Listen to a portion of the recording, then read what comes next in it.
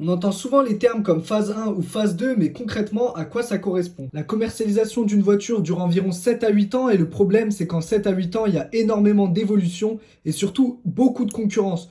Donc, il faut un modèle de transition entre le premier modèle de la voiture et le futur modèle. Avant de commencer, je vous invite rapidement à vous abonner parce que ça m'aide vraiment. Et du coup, l'idée, c'est de rajeunir le modèle quand il arrive à mi-vie parce qu'un client moyen garde sa voiture 4 ans et ça l'embêterait bien d'acheter une voiture qui est exactement la même que quand il l'a achetée en 2012. Donc on essaye de limiter les coûts de production, on change pas grand chose mais il faut quand même que la voiture donne envie d'être achetée pour attendre le nouveau modèle qui sort 4 ans après. Parce qu'il faut rappeler qu'un nouveau modèle coûte plusieurs milliards en développement, donc on peut pas se permettre de changer les voitures tous les 4 ans, et surtout que la concurrence est hyper forte. On a donc la nouvelle série 1 ou encore la nouvelle Mercedes Classe A, mais c'est pareil pour tous les modèles, on peut avoir la nouvelle Clio qui sort quand la 208 est sortie. Et donc les changements majeurs, ils sont pas si majeurs que ça. On garde les mêmes panneaux de porte, le même châssis, le même pare-brise, les mêmes moteurs. Ce qu'on change, c'est juste la technologie de phare, par exemple. On peut rajouter des feux matriciels quand la phase 1 n'en avait pas, un nouveau bouclier, de nouvelles peintures ou encore une nouvelle calandre.